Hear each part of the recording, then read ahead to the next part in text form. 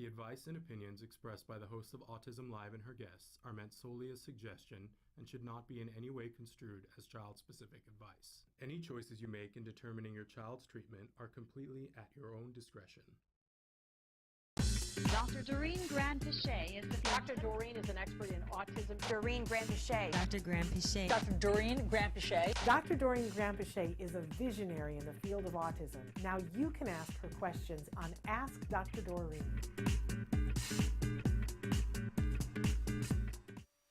Good morning and welcome to Ask Dr. Doreen. I'm Shannon Penrod and I am here with the fabulous Dr. Doreen Granpeesheh, and we are excited to be in the studio. We keep trying new things out in the studio and we appreciate your patience as we try things out in our studio, and it's so weird. Yeah, it is. It's bizarre being back in person. Absolutely, it is. And getting used to it, just being here on time. I almost didn't make it today. Well, not only that, I mean, when we first started doing shows from home, and I have to say with pride, we were the first people to do shows from home. We did shows from home before Jimmy Fallon did. Yeah. I'm very proud of that. No, it's Can true. you tell? And now we're one of the last people to come back to the studio. Right. So when they all talked about when you come back to the studio, how it's all weird and it feels like who moved my cheese, I now have compassion for them because and you get, you know, at first when we were doing it from home, I was like, I don't know how to do this without Traven right here. And I'm in charge of my own microphone, and it was all these things. But then I built a world around me that we don't have anymore. I was like, oh, well, I don't get to have, you know, my fan and my gum and my pills my, you know, all of these things that I would have set up around me so that I could talk to you guys. So it sort of feels like we're flying now. It's so true. And Traven is driving the plane now. It's a little weird. The positive side of it though, Shannon, this morning I was telling my husband that, like, he was like, oh, why are you so well dressed? I was like, we're doing the show. And the show is full body. So you have to be decent. Yes, there's no more wearing shorts to do this anymore. Or pajama bottoms or yoga pants, as I am very fond of wearing, but now I've given it all away. And there was a little bit more makeup applied today. Oh, yeah, of course. And I paid a little bit more attention to it, but, you know, there's only so much spackle you can do, right? It doesn't take off the extra 50 pounds that you want to take off. But, you know, we're keeping it real here. Anyway, we're here with you. As I said, I'm Shannon Penrod. Dr. Doreen Granpeesheh is here. She's a true expert in the field of autism. She's going to be here with us for the next hour answering your questions in real time. I do have some questions that you guys sent in ahead, but we on our fancy little iPads here are ready to take your questions via chat. If you would please send those in to us.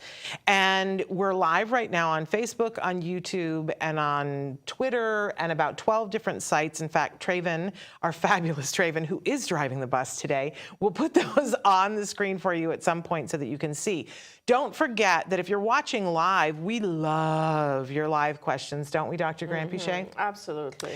So don't be shy. I see that Macy has said, hey, and so we love that. Even if you just want to say hey so that we can see that you're in the house, we appreciate that, right? That's awesome. We also love to know where you're writing from. Be as specific as possible. We do have to give you the disclaimer that while Dr. Granpeesheh, I believe, is the expert in the field of autism and has been working in this field for more than 40 years and has worked with people all over the spectrum, from young babies up through senior citizens with all kinds of challenges and with their families with all kinds of challenges in a kind and compassionate way, still, she cannot give individual specific advice in this particular format. I think we can all understand why. You know, it would take somebody who has eyes on the situation to really be respectful of the individual.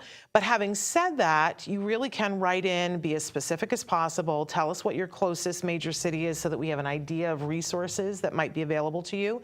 And tell her what's going on and what you're feeling about it and what challenges you're facing.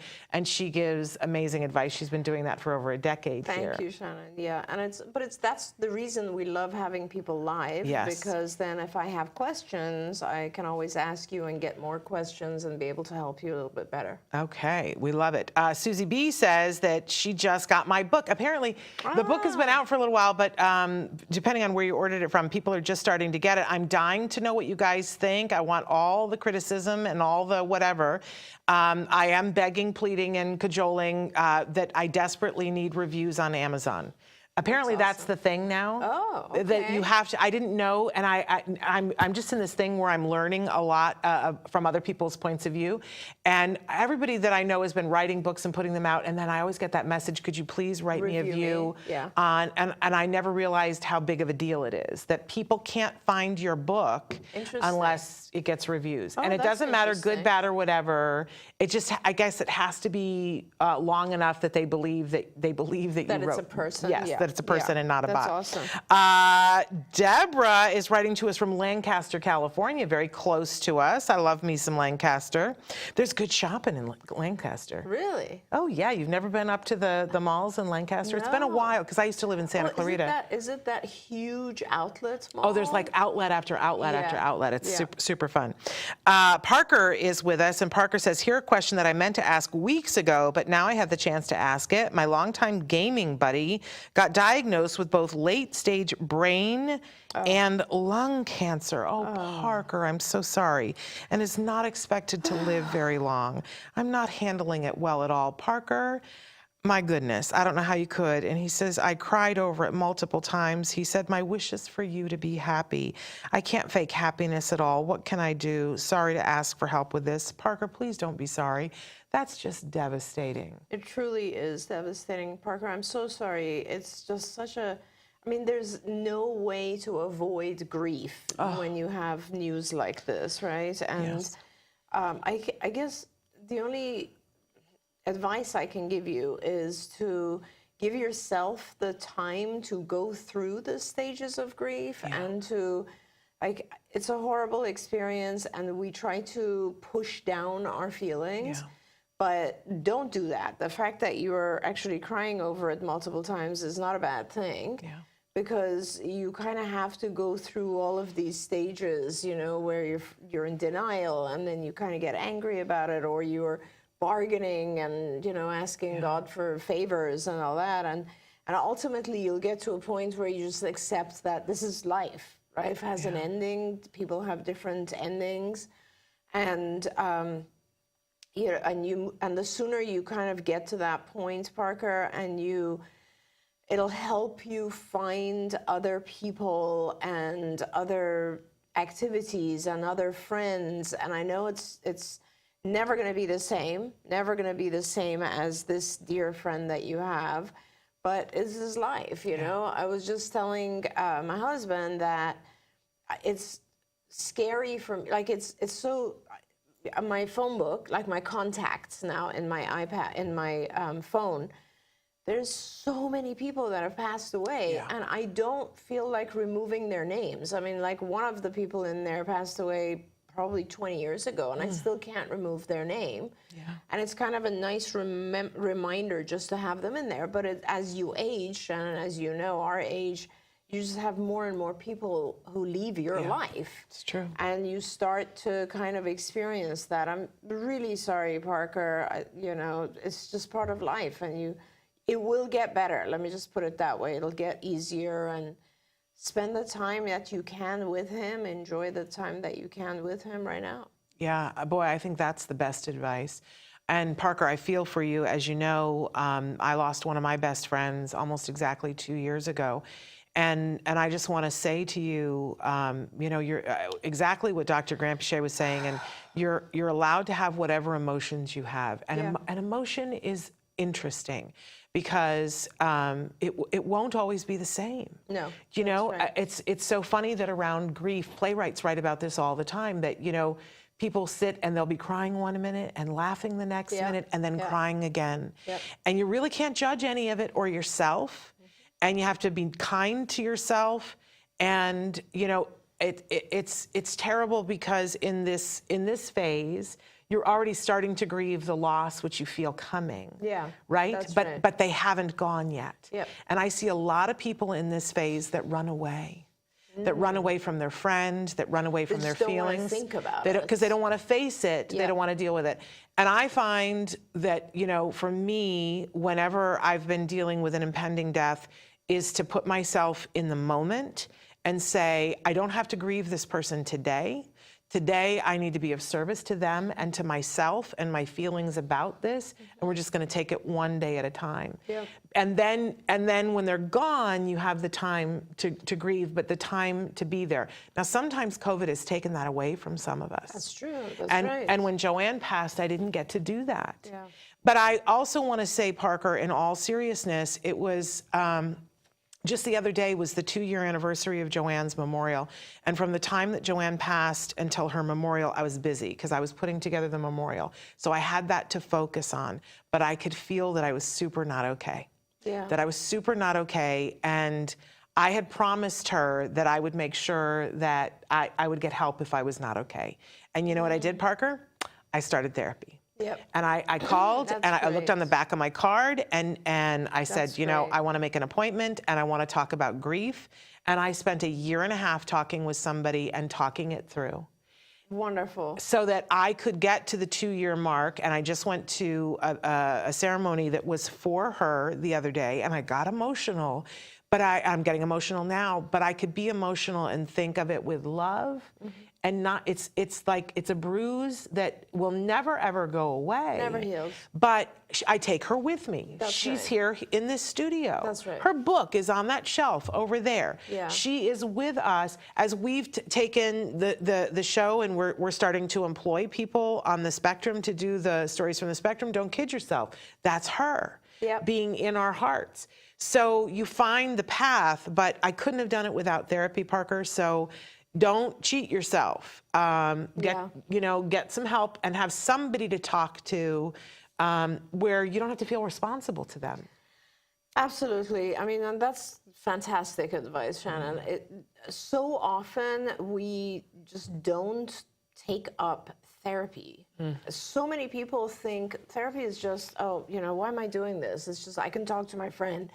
It's not the same. If you do actually take the time to find a therapist, you're not going to regret it. No. You really are not. No. And by the way, if you want to, it just so happens, Parker, that last week I recorded a whole bunch of videos on grief, and they're going to be going up on my TikTok if they're not up yet already. Amazing. So I just each of the videos talks about a different aspect of grief and the stage that it is and kind of like how you pass through it and the fact that you have to pass through these stages. There's no avoiding your feelings, as Shannon said. So that might help as well. There we go. And Parker says that they've been gaming together for over 7 years. That's a long time. You're entitled to your feelings. Lori says, I have an issue with eloping with my 5-year-old autistic son. He knows how to unlock locks, climb on chairs to get them open. No matter what locks we use, he gets out. I need to shower during the night when he is asleep and make sure he's in the bathroom when I need to use it. It is the scariest thing. I can barely cook in the kitchen unless he's in there with me. How do I tame this? He will be starting kindergarten this August. Thank you. We're going to start with a hug. Yeah, Right? absolutely. And a kudo because you're a brave woman because you're writing and saying, I need help. Right. That's amazing. You're doing a good job. That's right, absolutely. And so was she saying that he elopes? Is that what the major issue And is? yes, Yeah. and that he can unlock, it doesn't matter. He can get on the chair and he's, I'm putting words in her mouth. How old is he? 5. And he's starting kindergarten in the fall. So I also want to make sure that we talk about what we're going to do to prepare the school. Yes, that is probably even more important because let's face it, realistically, you can buy locks that are at the top of the door that doesn't matter what he gets up on top of, he's not going to reach. There are fortunately child safety types of doorknobs nowadays. There's even I bought this for my daughter, which is so funny because I had purchased it for her for security, Yeah. Charlie, in San Francisco. But then later I realized it's the wrong type of lock. It's for people not to get out, not about people getting in. So this would be perfect for you. Yeah. Because it's a type of, I don't even know how to describe it, but it's a type of gizmo that you put on the actual doorknob and then you put something in it. And let me tell you, there's no way I could open it. So there are a lot of safety things and you have no choice but to do that first. That is Right. the most important thing you can do, is to actually just make sure that he's not eloping. The second thing is teaching him how to not elope when those things are not around. And that is not something you can do personally. I mean, there's a whole bunch of things that we would do as ABA therapists, but you do need a team of young people to do that, because this is one of the most dangerous things that happens with our kids, as you know. They have very little understanding of safety in the beginning, and so it becomes a really important thing to teach them. And I hate to say it, but the only way that we learn how to avoid fire is by getting burnt a little bit. I mean, that's just the way it is. When you're a child, I actually did this when I was a child, which is so funny. I actually put my finger on the fire. I did too. Because I was like, what is that, And then you learn and you never touch it again. Yeah. And so with eloping, the issue is that our kids often just take off, and their experience is not a negative one to begin with, right? They're not aware. They just walk around, they go places, they look around. They're not scared. They don't have that natural fear. And, you just have to, at that point, teach them the dangers that could happen for them when they elope. But there's a million other things I want to talk about. So there's also the school, as Shannon said. And the school is probably the place that worries me the most, because there's always, there are people who are trying to be responsible for you, but then there's this diffusion of responsibility. And there are times when people will just not be responsible, and the aide will be like, oh, well, I thought the teacher was looking after him. And the teacher will be like, oh, well, I thought, so-and-so was. So we hear about elopement more from schools than from homes. So please, please, please be very, very cautious. Make a huge fuss at the school so that they are really aware of your fears. Get them whatever equipment you can as well to help them keep the classroom safe. Then the last thing that just pops in my mind is there are a lot of now watches and other types of wearables. There's even a designer that has like clothing for children who have disabilities, where the monitor is hidden in the clothing so that the child can't even take it off, but it is something that will give you a GPS location on your child, and you can actually look it up at any given time, right? I mean, I have GPS locators on half my objects because I lose everything. But so these things do exist now, and you definitely should look at safety and purchase these things before you start worrying about how to teach it. Once you feel safe, then you have the time to actually teach this. Absolutely. I think one of the biggest things that I learned is that this is a multi-pronged process. Yes. It's not just about doing one thing, because I think a lot of people pick one thing and they go, okay, well, I'm going to put safety locks on and then call it done. Right.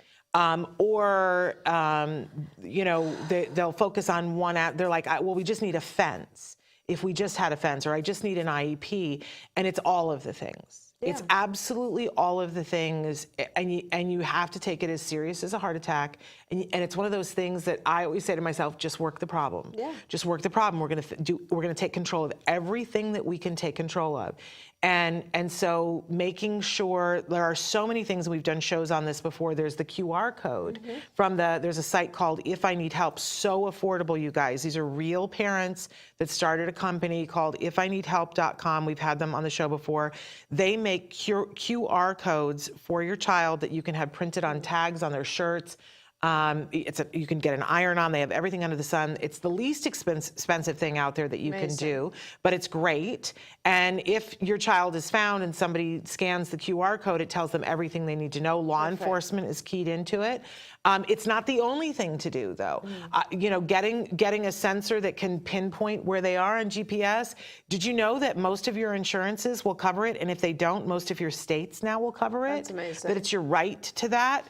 But I would also call your local police department. I was going to say, that's a great one. Very good one. And ask, can you bring your child by for a tour? Yes. Bring the child over, have them meet the people at the police department, talk to them about the fact that your child has autism and is at risk for running and eloping. Yep. Most police departments don't really know what the term elopement means, Yeah. but so tell them, my child has autism, he's on the spectrum, he runs, I'm in fear, these are the precautions we're taking, ask them if they have more help. But what you'll do is you'll start to build a relationship, because Very heaven forbid that you ever can't find your child. It's Very important. minutes Yes. that you have to locate your child, to keep your child safe, and you want law enforcement to react like that. Absolutely. And you want law enforcement to know your child so they know how to handle your child. And likewise for your child to know them, so that they don't run away from them. Absolutely. That's a very good point, too.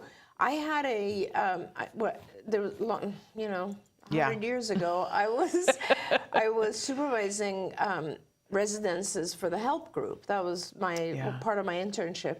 And there was a young man there who used to elope all the time. And I remember fortunately, the police department in that area knew him so well that they were a huge help. Let me just say, like every time they would get on the road immediately, they would scan the whole area. In fact, they knew better than any of us what his favorite spots were. Yeah.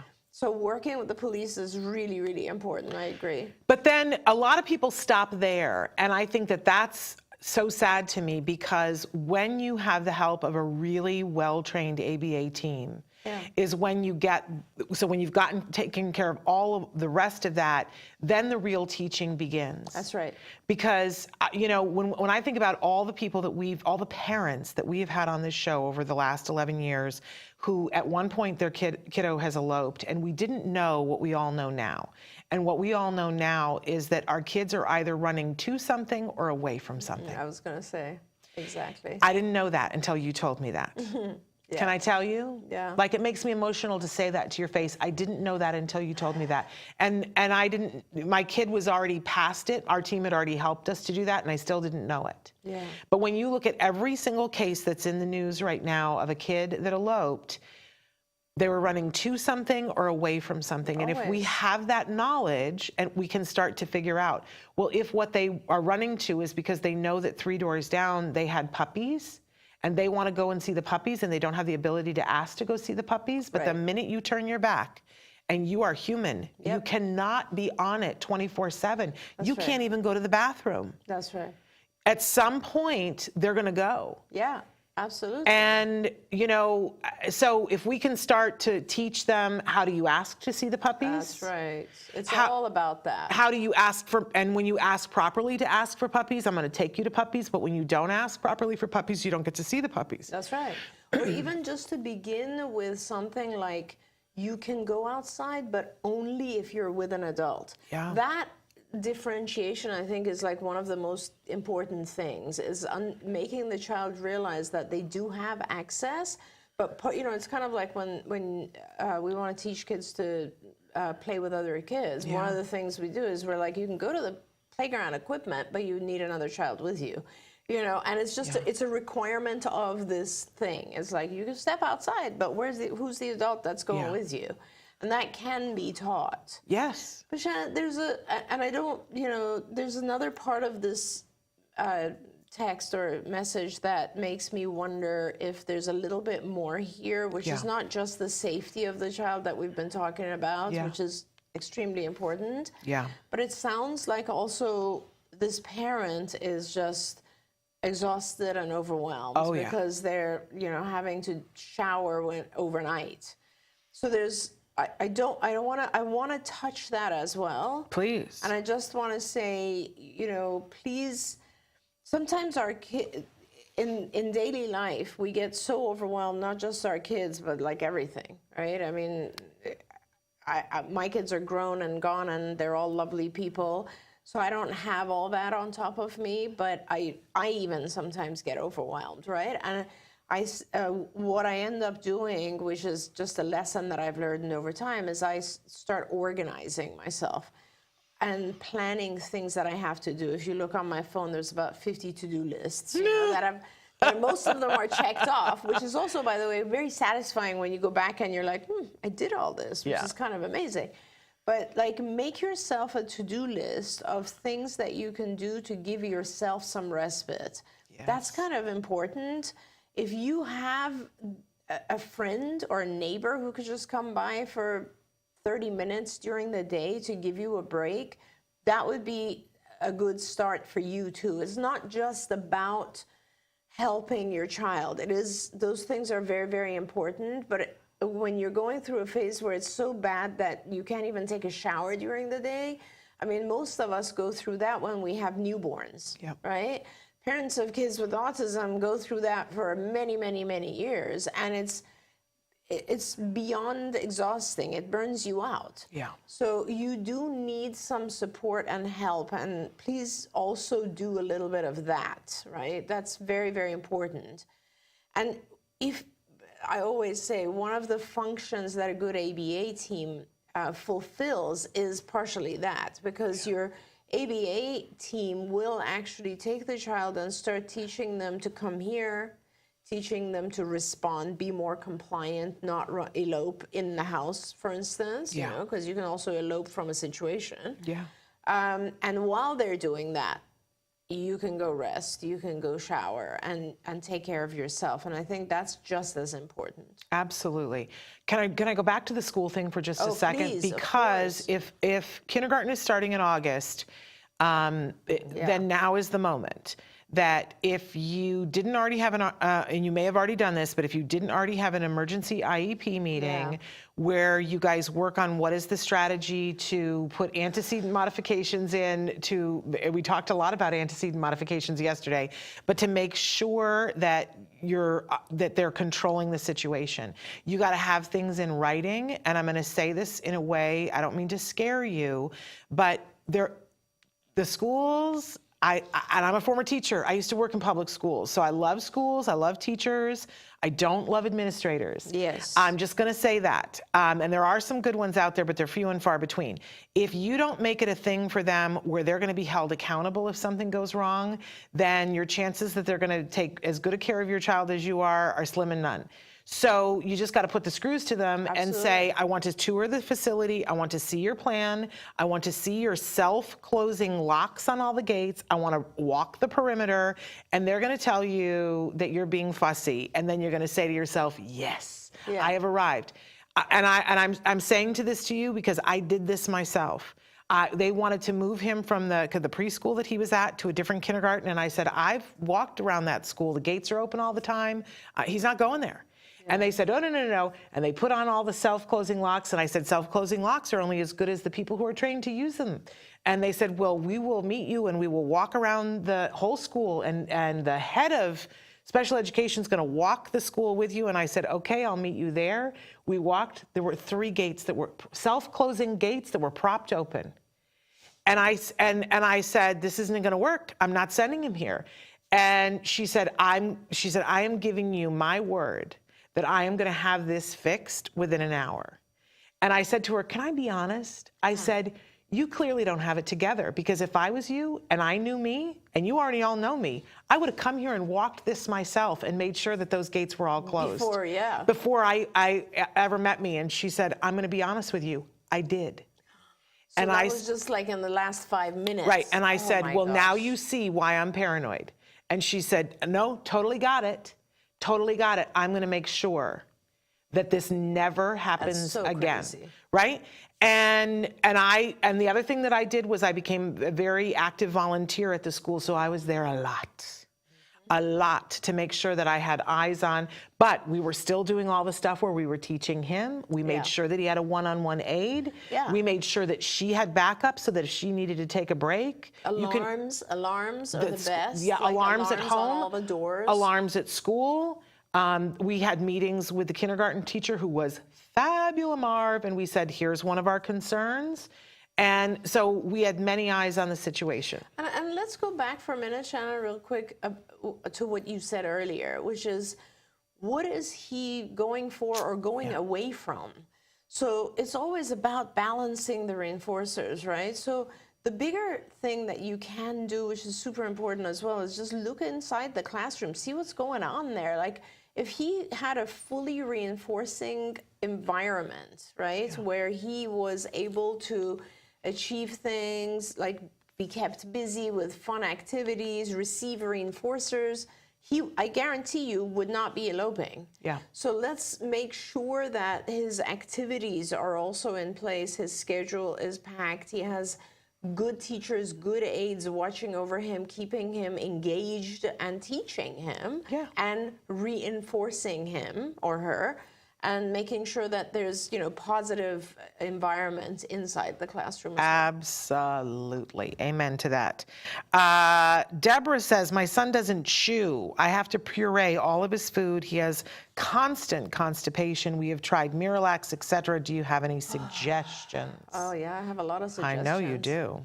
So again, that one is two things. One is we're going to teach him how to chew and eat foods, but that is a slow process, which is good, because at the same time, I kind of want you to find out what the constipation is about. So things like, Miralax, and the majority of doctors will just say to you, give him fiber. Maybe he needs something like that. It's super important to find out what's going on with the bacteria in his gut, because, the human body, when it's functioning correctly, is supposed to take care of itself, including voiding. So when you have things like constipation or you have diarrhea or when things are thrown off, there's always something going on with the microorganisms that are in your gut. And that is probably the most important thing that you can deal with. So it's funny that this subject should come up, because I struggle with, over time, I've had it a couple of times now, SIBO, which is small intestinal bacterial overgrowth, right? And whenever you have that, you have all kinds of issues, which most people don't even realize that they have SIBO. But you have like bloating, and you can't eat a lot of different foods. They just make you feel nauseous, and it just messes up your stomach. And as soon as I get the treatment for it, which in this case is a very unusual antibiotic followed by tons and tons of probiotics, then I start to feel normal and healthy and just energy and all this sort of stuff. So I want you to please figure out and take care of the cause. Okay, and if you look up online, there are a lot of doctors that deal with getting rid of bad bacteria and putting good bacteria in your gastrointestinal system. That is the solution to the cause of all of our GI issues, okay? And that, I think, is probably one of the most important things that you can start with. I think Traven has put up often the med maps doctors. There are more. There are lots of doctors who do these tests. There you go. And they can absolutely be helpful in trying to get you there. Now, while you do that, you obviously want to start teaching your child how to go to solid foods and not just so that you can move forward, right? That's a whole process, and it's a very simple process, honestly. You've already discovered a very important thing, which is his issue is texture, right? So he is not able to go with things that are chewy, but he can swallow. That's a great step. Some of our kids don't have that yet. So you start with whatever it is that you are. What are they doing? They're mushing it or grating it? She said she's pureeing You're pureeing. Okay, so you're at the puree stage, which is totally fine. Now you will go one level less in your food processor, right? So that you can still be pureed, but it's a little tiny little bit chunky, right, in the puree.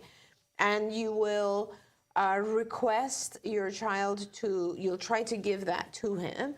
If it succeeds, wonderful, you reward him, and then you move on to gradually, this is like months long, to another a little bit more harder, and you do this shaping procedure where you're very, very slowly going to harder and harder things. When you will hit a stage where he'll refuse. That means you've gone a little bit too far, and you'll need to do one of two things. You can either go back a step and make it a little bit more mushy again, or when you've done that, you can request one tiny bit of the chewable item and then reward it with a lot of mushy items, if that makes sense. So it's kind of like, I had a little boy that I used to teach he would eat mashed potatoes, like was one of his favorite things.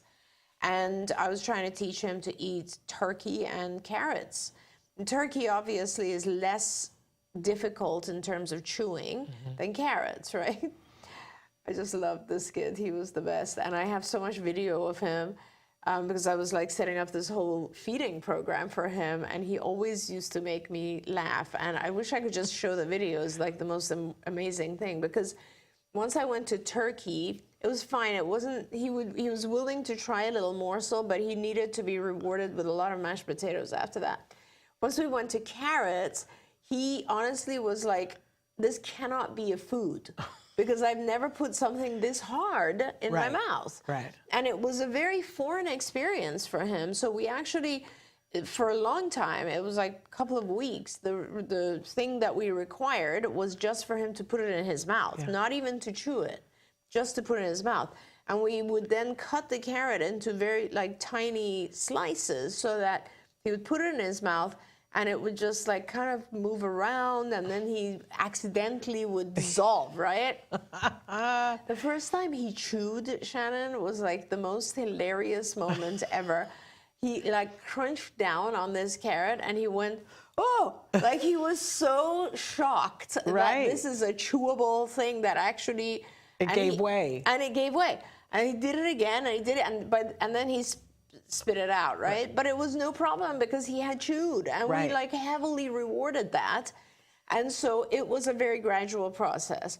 Now there are in ABA feeding specialists, people who have learned to do this, because there are children who won't even put a morsel of food in their mouth. Like you know, when you're an ABA specialist, you actually will help a child come off a G tube, a gastro tube. So that's a whole different experience. In your case, you have pureed foods. You need to do this shaping thing, always keeping in mind to go slow so that it never becomes a fight, never becomes aversive. The whole thing has to be very rewarding. And as you progress, you just make the texture a little bit harder, but always reward with lots and lots of things that are not hard. So mushy things, other activities, whatever it is, that's a reward for your child. And I promise you he'll be able to manage it. Can I throw one more log on the fire? Of course. So, because one of the things I used to teach was college-level speech and diction. Yes. And so then I have a kid on the spectrum who is not developing his language typically, and you know, and we weren't getting the chewing thing happening, right? And then when he started to speak, people didn't understand him, and so I always look at the chewing as being a part and parcel of a process that affects language. 100%. Because those muscles are doing the same thing, and if they're not chewing, then people aren't going to understand them when they speak either. That's right. Thank you for throwing that in, because think about how many, just say one sentence, think about how many times and in different ways your tongue moves when you do that, right? Yeah. And just be aware for a moment of your mouth, your teeth, your tongue as you're saying words. In fact, apraxia, a lot of times once you teach a child how to chew properly, apraxia goes away. And they are now able to move their tongue rapidly, and the muscles start to develop. And, you know, apraxia is low muscle tone in the tongue. So when you do chewing, you will actually start to move your tongue in different ways, and it definitely will affect speech. There we go. So this is a very positive thing. Yeah. And there's lots of fun ways to work on it. Lots of Definitely. fun ways to work on it that Absolutely. don't involve eating, but Yes. but you know, even you remember that Minute to Win It show? What happened to that? I liked that show. Can we have that back again? But there was the thing, and this is for older kids. I don't think you could do it with a very young kid, but you could work up to it, where they would take the Oreo cookies and they would put them on their face, and the cookie would be up here, and you had to get it all the way down to your mouth just by moving your mouth my God, around. I love that. Right? Or what we do with little kids, you know, in theater camps is that we say, okay, even if they're too young to chew gum, they've seen people chew gum. Yeah. And so we say, okay, we're going to take the imaginary gum Yeah. and we're going to put it in our mouth and then we're going to pretend we're going to chew gum. And they think that's hilarious. Absolutely. They think it's so fun. You can also use other things like those, you know, caramel candy, things that are, and a lot of times our kids haven't, I mean, I don't really encourage a lot of sugar. But that being said, there are pretty healthy, like, you know, things that are sweetened with agave or whatever that are very chewy. Yeah. Chewing is not a difficult thing to teach. It is definitely one of the easier parts of feeding. But if it gets too hard and if you get into a battle, just get a team that please, in yes. ABA and they can help you. A lot of speech paths also are very good at this. Yeah. And sometimes they have those things that they look like little pencils, but they're little vibrators, Yeah. and that have cool different tips on them. Some of them have dinosaurs. They And have, and you know the tip that goes in your mouth has flavors. oh, I didn't know that. Yeah, like grape and all I did kinds of not stuff. know that. There are all different ways to get to this. Okay, but we brought up ABA, so I got to get to my next question. Sarah says, in the fall, my son will be starting ABA preschool. 30 hours weekly, 9 to 3. Go, Sarah. Sarwar, excuse me. We would like to continue CARD ABA after school from 4:30 to 7 at home. Do you think he'll get overwhelmed? No, I don't think he'll get overwhelmed. I think he will enjoy it. And, you know, good ABA therapists are able to balance things in a way that if your child's getting a lot of hours, they make it more fun, more breaks, more natural environment stuff. And so it's not all sit down at a table doing work that way. There we go. Love that. Keith, I got to tell you, Keith, you wrote in and said, all I got was the last part of your comment on YouTube, that you and your wife have custody in the process of adopting, but I didn't get the question part. So can you write back in, because for some reason it didn't come to me. And Shannon, can I yes. talk about something that's going on my TikTok? Yes. Yeah. Yeah. So there's two different things I wanted to actually mention to you and to our viewers. I actually invited a lot of people on TikTok to come in to our show because this is a venue where I can answer their questions live. And a lot of the questions that people ask me on TikTok are hard to answer because either I have, like, I'm very limited in the space if I'm typing out a response, and I have only like 3 minutes to respond to you if I'm doing it on a video. So it's just hard to get to the real answers. But so I did invite people here. But there's a couple of other things. One is that I recently had posted something about ABA. Again, I talk about ABA quite a bit. And there are a lot of people that jump on there and write things because they've had a bad experience with ABA, and they really, really hate ABA. Yeah. And they consider ABA to be abuse.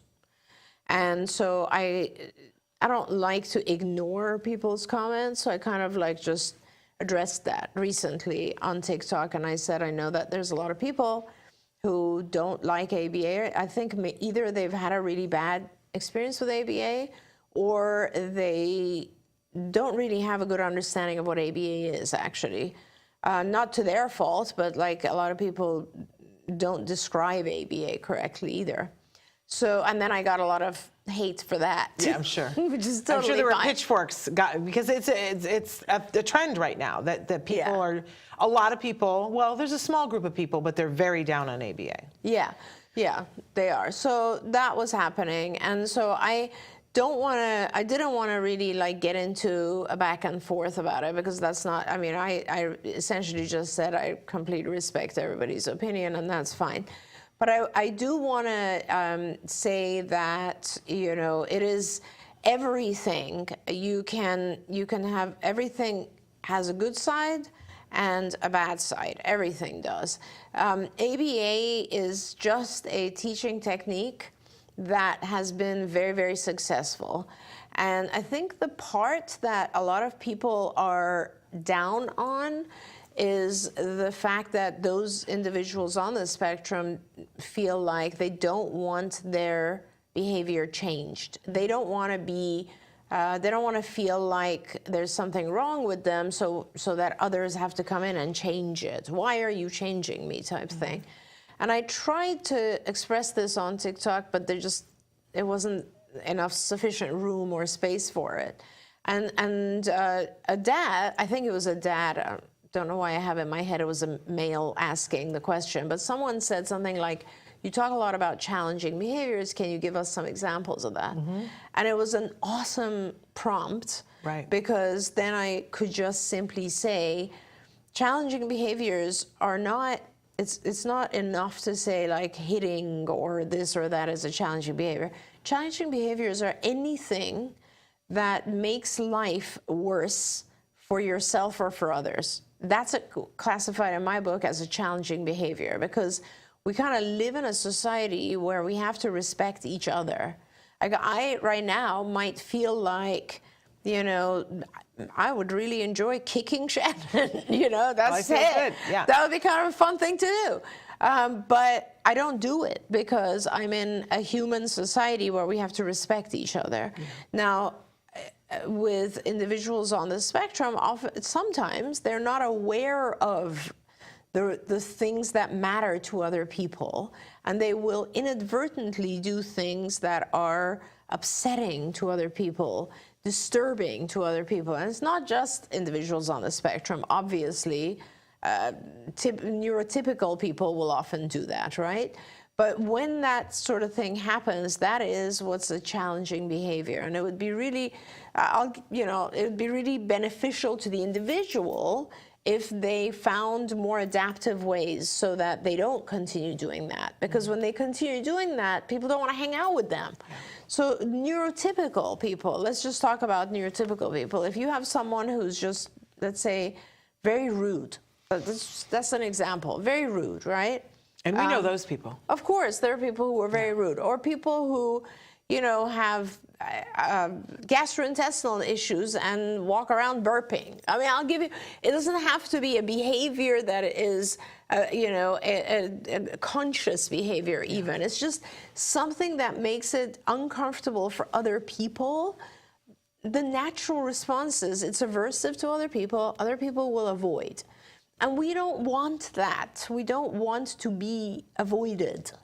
That's the only reason that I talk about teaching skills, because, and there's this whole video I did about how beneficial, why do we go to school? Right. We go to school to learn skills, right? Mm-hmm. What do our parents teach us in terms of manners? They're skills. These are skills. The more skills you have, the better you can thrive in life. That's a known fact. Yeah. So with our very high-functioning individuals on the spectrum who don't really want to learn those skills, that's absolutely your right. Yeah. But then it's also the right of people to not necessarily want to hang out, because they want to hang out in an environment that is also enjoyable to them.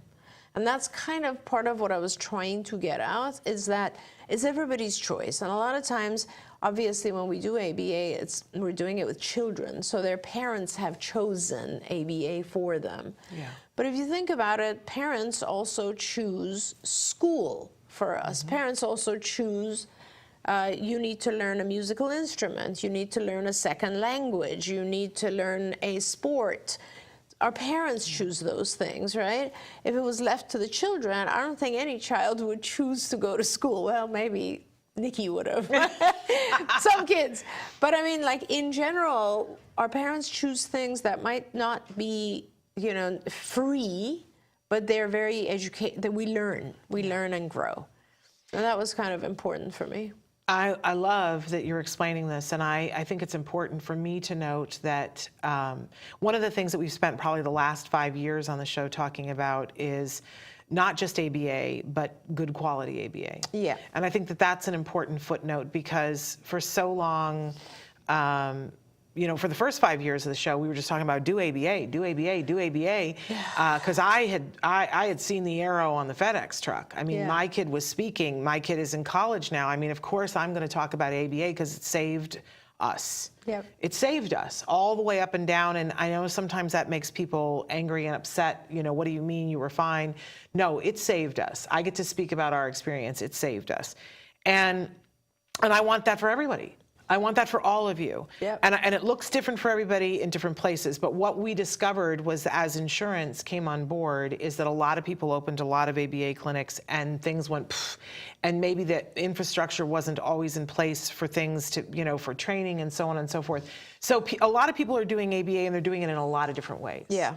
And what I like to say to people now is, hey, we all went to 3rd grade. Every single one of us went to 3rd grade. And if I were to take a poll of all of you and go, how was 3rd grade for you? A significant portion of people are going to go, oh my gosh, I had a great teacher. And that teacher was everything. I loved 3rd grade. 3rd grade was amazing. But we are going to get some people who are going to go, my teacher was a complete whack-a-mole. Yeah. Should have been put in jail. Right? And absolutely. I mean, there are 3rd grade teachers who should not be in charge of a classroom. How did they get passed? Yeah. And it's like, how did this happen? And when somebody says to me, I had a good 3rd grade teacher, right? But when somebody says to me, I had a terrible 3rd grade experience, I go, oh my gosh, I am so sorry that that's the experience you had. Mm-hmm. But we don't all get together and go, let's stop 3rd grade. Yeah. Let's throw 3rd grade out. I go, let's make teachers better. That's right. Let's make things so that, 3rd grade teachers can't be whack-a-moles who belong in jail. And let's not put in substitute teachers who aren't trained. I'm like, let's take a reasonable approach to this, but I don't ever say, let's stop doing 3rd grade. Now, why is that? Yeah. Because we all know how important 3rd grade is. We don't just go, well, there have been people who've had a bad experience with it, therefore it is bad, and we don't negate their experience either. Yeah. We don't say, no, 3rd grade was fine, you're wrong. We go, let's make it better. Yeah. And when you really understand that ABA is a teaching technique, when you say ABA is bad, you're saying that learning is bad. Yeah. And for me as a parent and a former teacher, when I look at children and I say, these children deserve our love and attention, and they deserve to be taught. They deserve to grow. Yeah. And are we going to stop that? I love that, what you just said. It's such a great way to say it. Is if you say ABA is bad, you're saying learning is bad. That's all. That's all there is to it. And it's too black and white. But please know that if you're saying, I had a bad experience with ABA, I'm not going to say, no, you didn't. Yeah.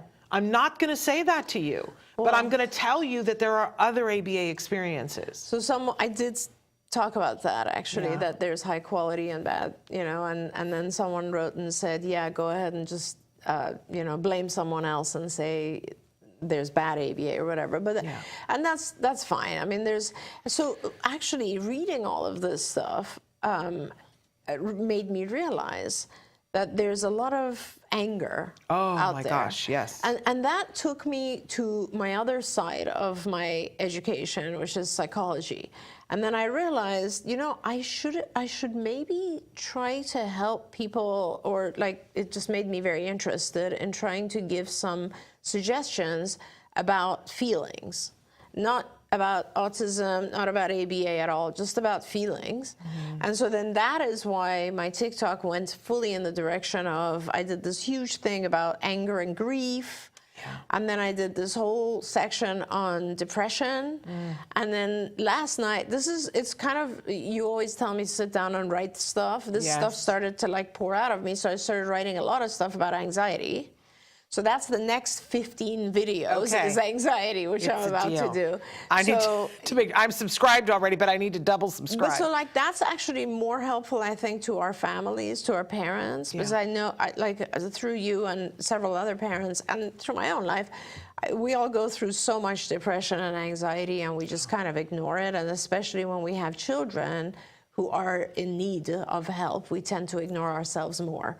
And that's kind of as I've said to you before, I've always been very passionate about actually bringing all that out and talking to parents and helping parents get themselves help as well, because that's vital to not just their children, but we need to take care of ourselves. No one else will. Amen to that, sister. Amen to that. Okay, we got a couple of follow-ups here. Sure. Lori, who had the child that we fear eloping, said that he loves to go to the pool, and being in hotels for vacations and whatnot, he would run out of the room. So can we just say, you know, we had an occupational therapist on the show like a week ago who specializes in aquatics, and that's a great show to watch, because that we talked about pool safety and how important it is. All of our kids need to have some sort of pool safety, swimming. We talked about the importance of doing at least one swim class where they get thrown in the pool with their shoes and their clothes on and get taught how to float on their back, because our kids are drawn to pools. And can I just say that I would, to this parent, I would put everything else on the back burner and teach my child how to swim. There we go. Period. Because there's this thing in psychology about survival, right? And everything else goes down when the top one is survival. And this is about life and death issues. And so it's very scary when your child elopes. It is 10 times more important when they elope towards a pool. Yeah. And so put everything else back and find swim teachers that can come and teach your child how to swim this week. Yep. Like immediately Today. do it. Today. Because I don't want to scare you either. It's like we have enough troubles. But over the course of my practice at CARD, I personally we had at CARD, and we had thousands of children, but we had 4 different children and a sibling who lost their lives due to pools. So, and I will never, ever forget it, because most of the time it's either during the night, when people are asleep or whatever. You just don't know. Please teach your child how to swim. That's probably the most important thing you can do. Amen to that. Poppy wants to ask about medication. Her doctor just put her son on Abilify. That's all she said. Yeah. Poppy, I am a pro-medication person. I'm not someone who says just medicate and then do nothing else, but I am definitely, I strongly believe that medication makes things easier. I can't really comment on your particular child and Abilify because I don't know anything about your child, but Abilify is one of the medications that a lot of physicians use, and it is helpful to some children. It's not really helpful to other children. So you just need to give it time and work with your physician and have a very open dialogue. And I will say that whether your child is experiencing ADHD, let's say, or hyperactivity or distractibility, or they're experiencing repetitive rituals, or they're experiencing anxiety, separation anxiety, or anxiety towards social, whatever it might be, that's a, I guess, side effect of having autism, or a symptom of having ADHD. Whatever the symptoms are, these medications can help take the edge off. But 2 things are always important. One is, once you've taken a medication and it has helped, let's say it's anxiety or depression or ritualistic behavior or attention deficit, try to also teach the child skills that will strengthen that particular area, and try to also do things that deal with the cause root. Like a lot of times our kids might be experiencing anxiety and we give them an SSRI and it helps them. And we also teach them behavioral techniques, cognitive behavioral techniques that will help them cope with the anxiety. But we don't actually ask ourselves, maybe my child gets anxiety because he doesn't sleep. Maybe my child gets anxiety because he eats massive amounts of sugar. So deal with the cause. Or maybe my child has anxiety because there's a horrible teacher in school who he's afraid of. So do all of those things. The medication and the behavioral or the cognitive behavioral treatments are great. They help you cope with the existing, but always, always, always ask what's causing it. Sometimes you can modify what's causing it. She gave us a little bit more information. He does have ADHD, pretty severe, as well as level 3 autism. He is an ABA in speech and currently waiting on OT availability. Yeah. So those things will help. Those things will help. How much ABA is he receiving? That's probably going to be my biggest question, because if you have pretty severe ADHD as well as level 3, I assume you're saying it's 3-3 autism, then you have a lot. You're dealing with a lot. And I would, regardless of his age, probably recommend a very intense, comprehensive program of ABA, which will help manage things. Otherwise, doing like 10 hours of ABA is not going to be sufficient. There we go. And Keith did write back and say, I'm so happy I found your YouTube channel. My 2-year-old grandson, this is the one where he said we have custody and we're adopting. My 2-year-old grandson is recently diagnosed with ASD and we are on the waiting list for CARD. My question is, what can we do to help with his head banging? And we have no time left. Yeah, so I mean, maybe we should approach this one at the beginning of our next show, Shannon, Yeah. but I want to say 2 things. One is, I am, of course, devoted to CARD. I founded that company, but I don't want you waiting. You have a 2-year-old, and I want you to find other resources in your area. CARD is very overwhelmed at the moment. They have a pretty large wait list. They're doing their best to try to help everyone, but there are also other very good providers. More and more over time, there are some good providers.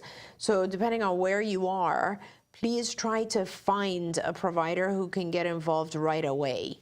2 is the best time to start a program. It's the best time. Headbanging, real quickly, like any other behavior, you need to identify the function. So maybe when you come join us next week, you can actually tell us a little bit more about when the head banging occurs. Does it occur, first of all, does the child do it when they're alone? That's my number 1. Number 2, if not, usually the answer to that is no. Do they do it when you ask them to do something? That means when a demand is placed, they head bang. Or do they do it just when they're kind of wanting to get your attention? Do they do it when they want to gain access to something? Like, I want to go outside, I'm going to bang my head until you come and take me outside. Tell us what kinds of things happen before they head bang, and what kind of things do you do when they head bang? Do you go over and try to stop it? So if you can give us some of that information, we can talk a little bit more about that. On yesterday's show, we did a whole thing on taking ABC data. Perfect. And so you can watch that, and because if you could take the ABC data on it, which is what she was just asking you to do, and she was doing it so well without jargon, but I'm upping our level. What's the antecedent? What's the behavior, which is head banging, and what's the consequence? What happens right before it, and how do you guys handle it right after?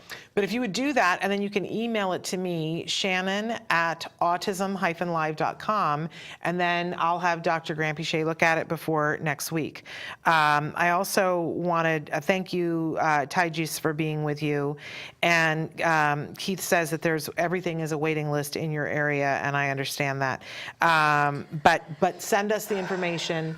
I also have to say that Skills, we've been saying that we don't know what's going on, but Skills is taking new people. If you've heard us talk before about Skills for the last year and a half, Skills wasn't taking any new people at all because during COVID they just needed to tighten up. But they are taking new clients again, and so if you need skillsforautism.com, which is an online tool to be able to look at things in lots of different ways. It's a wonderful curriculum that we wrote over the years. Yeah. Amazing.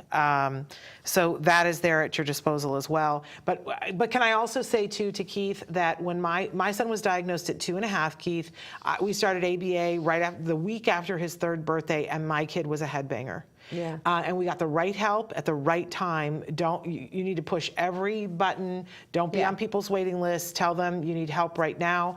But I want to put it, give you the hope that that can change very quickly. Card came in, and it's one that actually stops pretty fast. And it happened very quickly that he wasn't doing that. And look, my kid he was on the dean's list for his freshman year of college with no support. So good things can happen. Amazing. So keep doing what you're doing. Can I also give a quick shout out to one of my kids, Megan, in Arizona? I just want to give her a kudos, congratulations. Just finished high school and has gotten accepted to college, and I'm just so proud of her. Woohoo, Megan. All right. Super cool. We've gone way over, you guys. I'm sorry for taking up your time, but it was important. I want to say to you guys that we are back live tomorrow with Autism Live. We've got an amazing mom who has been a mover and a shaker. We've had her on the show before, but she's going to come back and talk about a new project that she's going. She's part of a production company now, and they're casting a project where they're going to shed some light on autism. They're looking for some actors on the spectrum. So you guys will want to tune in to hear how you can be a part of that or how you can support it. So that will be tomorrow. Until then, please give your kiddos a hug from me and one for you too. And thank you, Dr. Granpeesheh. Thank you, Shannon. Always a joy. Thanks, everybody. Bye-bye for now.